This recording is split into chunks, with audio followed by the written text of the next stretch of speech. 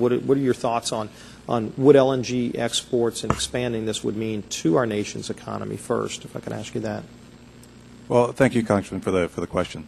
So when we look at our job in terms of evaluating public interest, again, the standard that's set in the statute is that there's a rebuttable presumption that exports are in the public interest, and it requires us to do a public interest determination for all of the applications that we're considering. So as part of that, we consider a very wide range of factors when we're evaluating each export. Look at economic growth, we look at jobs, we look at balance of trade, we look at prices, we look at impact on American businesses and families, we look at impact on manufacturing sector, on users of natural gas, we look at environmental impacts. So there's a very wide range of standards that we use. Part of that study, or part of that evaluation, we went out and requested a detailed economic study that was done in two parts, the first by our own EIA within the Department of Energy, and the second by a third-party consultant. The overall result of that study, which was done for the department and entered into the public docket for public review, was that at various levels we found that LNG exports would be beneficial for the U.S. economy. The study reported Did you quantify jobs, economic impact? Yeah, the study looked at jobs, it looked at economic. How many jobs did it GDP.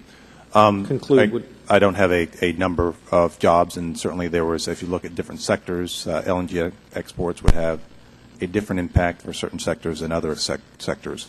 But overall, net, we saw that there would be a positive economic impact for the U.S. economy and a fairly flat impact on jobs overall. So when you work in the Department of Energy and you have a study you commission that shows that LNG exports would have an overall positive impact on our economy, and then you see that there are other agencies within the federal government that in various ways are trying to come and impede the production of natural gas in America, which of course if you don't produce it in America then you can't export it.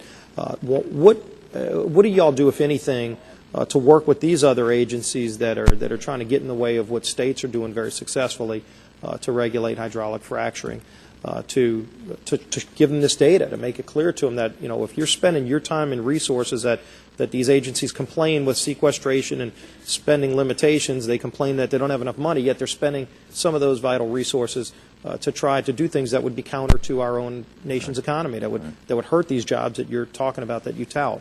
Do y'all share this with these other agencies as they're going off on these kind of separate tangents? Well, we work very closely with all the agencies here within the federal government, because we have one mission, one shared mission, which is to ensure that we prudently develop what's a very important resource, our natural resources here in the United States, particularly natural gas, and also ensure that we do so with a minimal impact on the environment.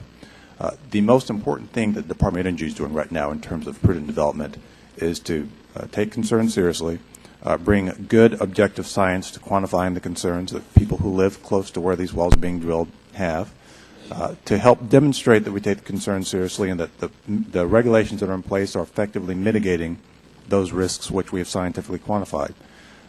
And so, you know, our states do that already, and you know, so that you don't have a need to duplicate things that are already being done successfully. Our states actually do. Each state regulates hydraulic fracturing and horizontal drilling, and they do it very well.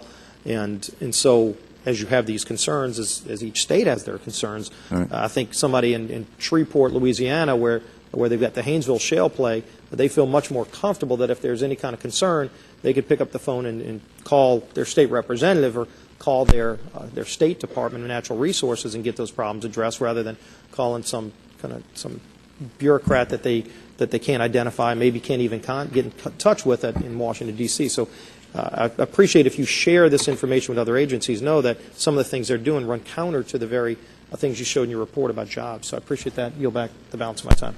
Gentleman yields back.